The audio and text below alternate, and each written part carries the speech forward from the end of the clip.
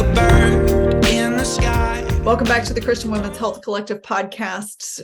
This month we are focused on toxins, and this week on the podcast we're actually going to be talking to you about the toxins that you might find in the air. But I am going to encourage you right now to come and join us in our membership if you haven't already, because we are sharing our solutions to how to get rid of those toxins that you find in the air. Some of them are really fun, some of them might shock you, and some of them we might learn from you because you're in the membership, and we want to hear feedback from you as well. So before we get started, I want to remind you to be sure to like, subscribe, and share our page and this video so that we can continue to build our algorithm and help more people. And now we'll get started. Well, I remember back in the 80s when I was a teenager and I had my Aquanet hairspray and I had my lion hairdo. And I sprayed that hairspray all in my hair. I was telling Tyler the other day about what it was like in the 80s, because we had the Aquanet, we had all the sprays, and then Al Gore came out with the ozone that was going away. And then they started making us use pump sprays, which would make your hair so sticky and gross because it would clump up. And now aerosols are back. So that's my teenage bad air story. No, I just think that's so funny, the aerosol hairsprays and how they say they're so bad. But what they are bad for is ingesting them, as so many other things. So for instance, I work in a place where they have to do lacquer on clear coat on doors, and they spray paint hollow metal, and there's just a lot of chemicals in the air on any given day. And you walk out into the warehouse and you kind of do everything you can not to get high. And I think about that because I know that there are so many toxins in the air, a lot of them we can't even see. So it just,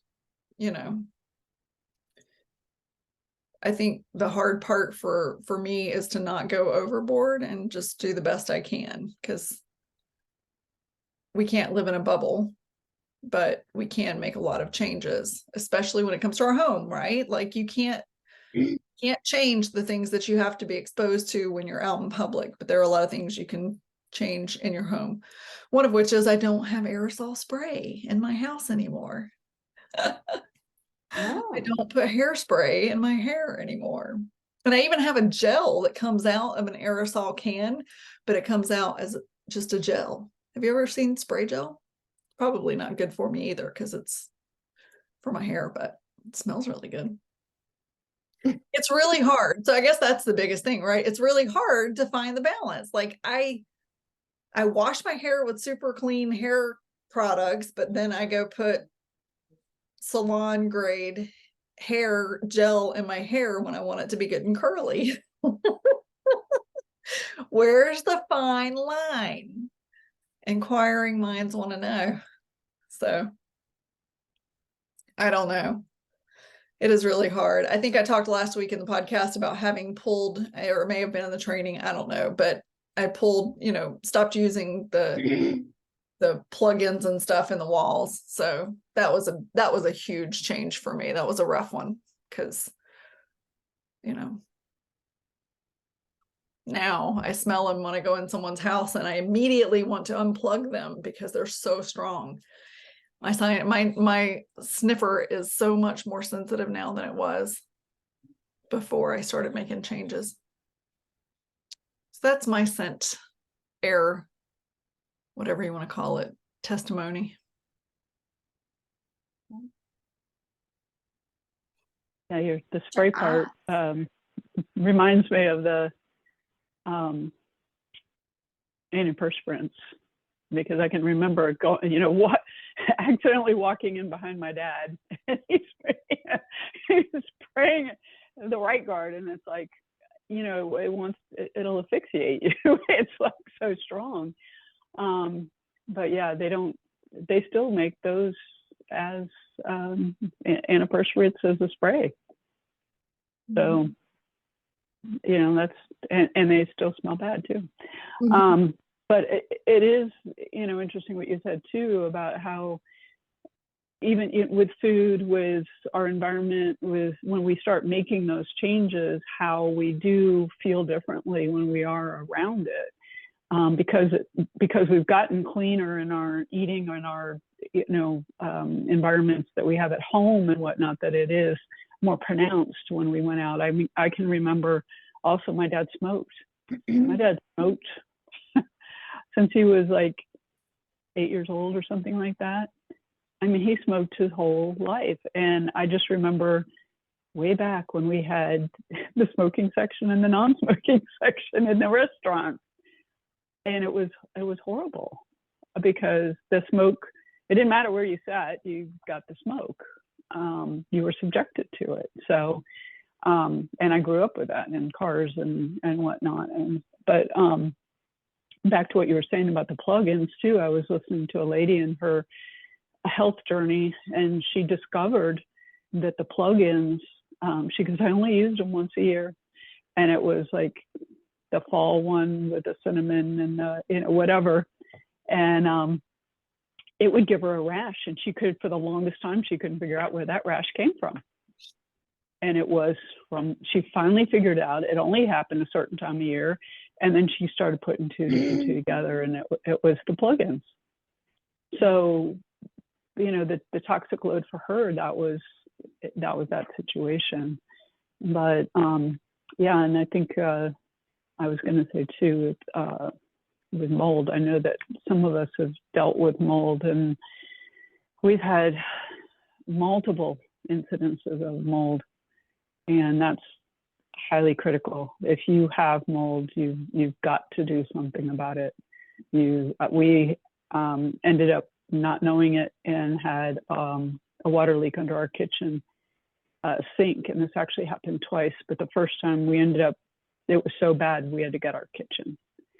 And I'm the one who found it and went under there. It was very dark, because it was all dark wood. It was a 1958 house, and it was the original cabinetry, which was all dark wood. So looking in there, it was dark. You didn't see anything. And I found the water in there. And I'm in there, with my head in there, pulling everything out, and not realizing until later. I mean, I was just like brain fog. So, yeah.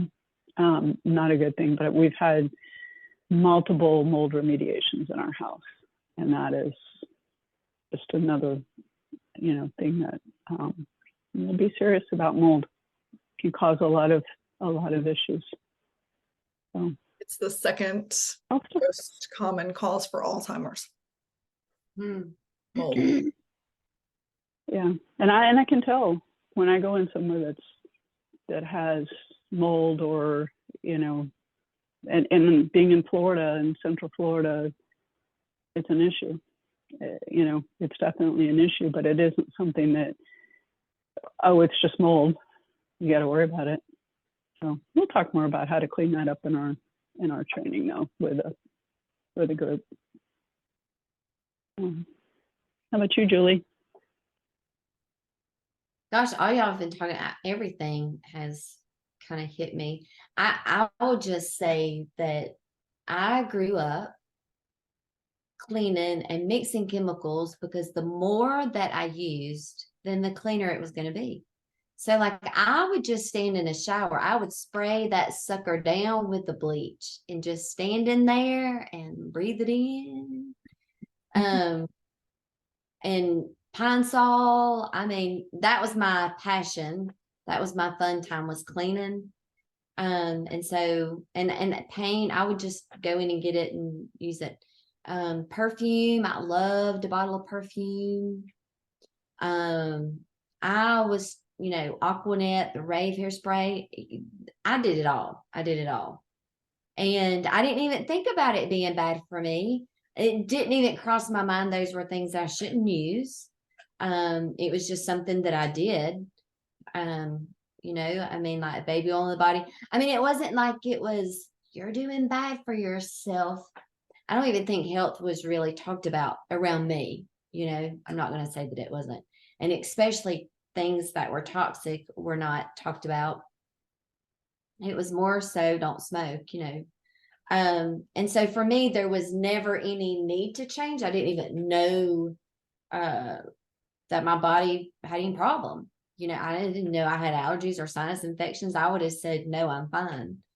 But when I started finding out more about what trauma and what trauma does to the body and to the nervous system, I always go back to this, don't I? But when I found out what trauma does to it, that's when I started learning that the toxins that you put in your body can just cause mad chaos. And so when I finally started making changes, that's when I was like, oh my gosh, like Sheri, you talked about the plugins. And now, like, if I decide if I go somewhere and they have a plug-in, I'll have to check them out. But my eyes, like if I get around a scent, it's like around the rims of my eyes will get itchy, and I'm like, I guess I was having a react, But anyway, I think I was around those toxins for so long that I didn't even know that I had a reaction, because the reaction was normal, So I have found some things that I've started using within the last few years. And before, I might have used something just because I thought it was the right thing to do, but I didn't really know the science behind it, And so it's been really cool to have a better understanding of things and actually feel and see the difference to what it's doing in our life, to the point where my husband is like, hey, I think we need to find some non-toxic deodorant, or where he's looking for things that don't have, so much toxicity in it. So that's been really cool. I'm gonna say one more thing and then I'm gonna go. And I think that we need to talk more about this in the when we dive in the collective. But when you think about change and you think about toxins and you think about the food or the different things that you use every day, and then I think it was earlier we talked about friends and toxic friends, or just toxic whatever, because you are going to clean choices, that's automatically sometimes difficult for the friend side. But Sheri, that came to mind. You were like talking about just, that when you choose clean choices, and I was like, yeah, that's because you still go to the friends that are, eating the box food or all the plug-ins, and you can't help but to kind of feel a difference. Anyway, we'll talk more about that. Do you relate? Do y'all know, Bree, do you know what I'm saying? Yeah, exactly. Yeah. It's hard. It's just like, I don't know. I agree with all the things that y'all are saying, like, because I did all the same things when I was younger. All of the hairspray, I had huge curl bangs, like all the things in the 80s, So I did tons of hairspray, and I used to do the plugins in the wall and like spray the scent, like Febreze and things like that, the candles, all those kind of things. And I didn't realize they were damaging the air quality. I mean, and I used to clean mold up without any protection on at all, because I didn't know it was, so toxic. It's just like, I don't know, it's just mold, it's just there because that happens. Not realizing how toxic that is for my brain and my body and other people's as well. So, we have gone through quite the change, and it's made a huge difference. I had horrible, horrible allergies when you're talking about that. Julie, when I was growing up, when I was a kid, I used to get hives, and I couldn't breathe when I would go outside, and never could stop sneezing or coughing. Anyway, it was terrible. So making these changes made a huge difference in my health and in my family's health. And so, you know what I think is crazy? Now they're saying that fragrance that is in all of these products that we're talking about, one of the main reasons why they're toxic, but fragrance, they're now considering the new secondhand smoke is fragrance, because it destroys your body and it's toxic in all the same kind of ways. And it's just kind of mind-boggling and kind of upsetting that we didn't know this then. You know what I mean? But I can't be too hard on myself. Like, when you know better, you do better, right? Now we know better. We're not using all the fragrance stuff, but even when I tried to wear perfume when I was younger, it would give me a rash. So I never could wear perfume. And my husband, all of the fragrance smells gives him headaches. And my daughter actually she's really sensitive to smells too. And one day when she was at gym class, or required gym class, and when she was in high school, all the girls, she was in the locker room with all of them, they were all spraying all kinds of stuff. Well, it wasn't like 30 minutes later before she was calling me from the school because she got a migraine from all of those fragrances that everyone was spraying in there. And I've gotten headaches a lot of times, like traveling. You know, you sit next to someone who would just smell like they dumped a whole bottle of cologne on themselves. And I gotta tell you, that is so uncomfortable, you know, because I feel like I need a mask when, you know, those don't really help. But, you know, just the smell is so bad, and you don't realize how sensitive you are to it until you're exposed to it at those high levels again. And you're just like, oh my goodness, people can smell you from a mile away. Like, you don't need to use that much. A little goes a long way. But anyway, there are some things that you can do to have cleaner air at home. You can't control when you're out about, but if you do notice a smell and it starts to bother you, just go outside where there's fresh air, or ask if you can open a window, you know, or change seats or whatever. But you know, especially when you're at home, even if you can open a window every day and let fresh air into your home, that's huge, because the solution to pollution is dilution, right? So that makes a big difference. If you can't afford the fancy, you know, air purifiers or whatever, then if you can open a few windows now and then and let a breeze through and let fresh air in your house, your brain will thank you. Some other quick tips I just want to throw out there if you want to have cleaner air, is to just pay attention to where moisture is in your home, because you really want to keep mold from forming. And we have to be especially careful of that because we live in a tiny house and we have temperature extremes because we live in Nebraska. And so moisture tends to accumulate places. So if you want to mitigate that, you have to have airflow or a dehumidifier or an open window. Always use fans and ventilation whenever you're showering or cooking. You know, there's other ways to do that also, but just being cognizant of that is the first step of just keeping the moisture content in your house, or in those certain areas like the bathroom and the kitchen where it tends to accumulate, or just if there are things that are piled up against walls that tend to get a lot of moisture and stuff, just, you know, making sure you don't have things piled up in corners where things could get mildewy.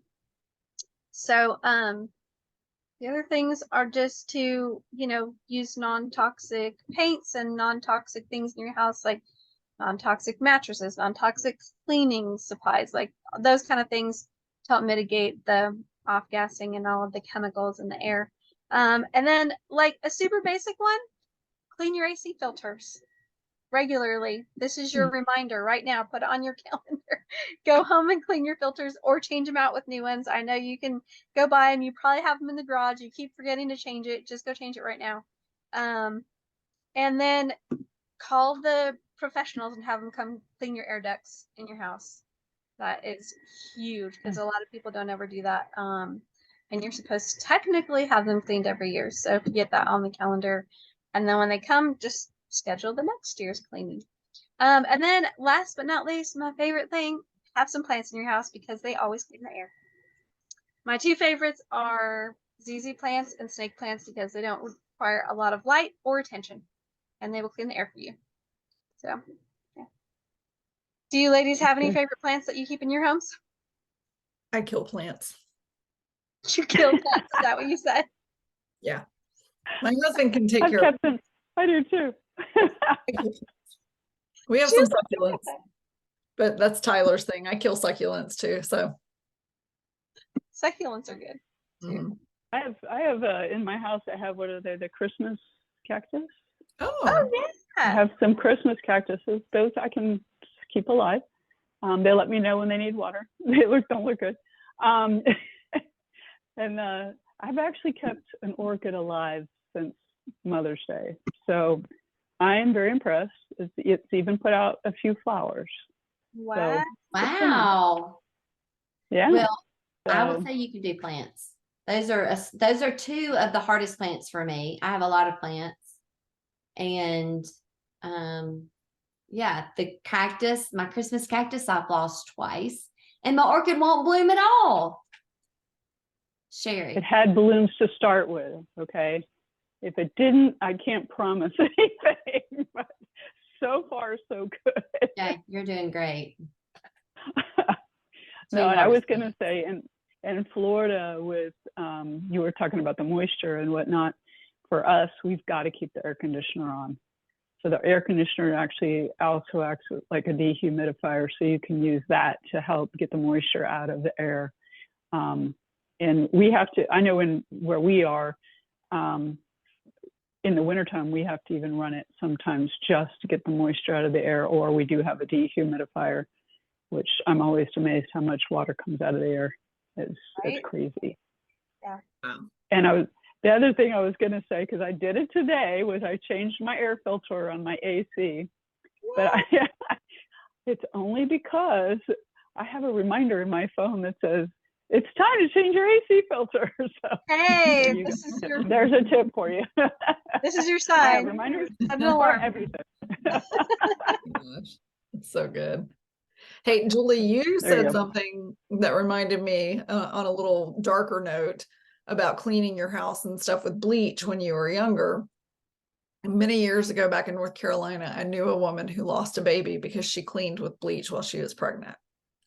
So Wow. this is how serious these air toxins can actually be. So it's the reason that we're doing this show, this podcast, specifically around these toxins. And so now we're going to go into the membership portion and actually talk about what we've done, the changes that we've made, and what we use today. So we encourage you to come join us over there. We'll see you in the membership. If you are part of the membership. If you're not part of the membership, then we invite you to Like, Subscribe. Share. and hit that notification bell so you know every time we put out a new podcast, and we will see you next week.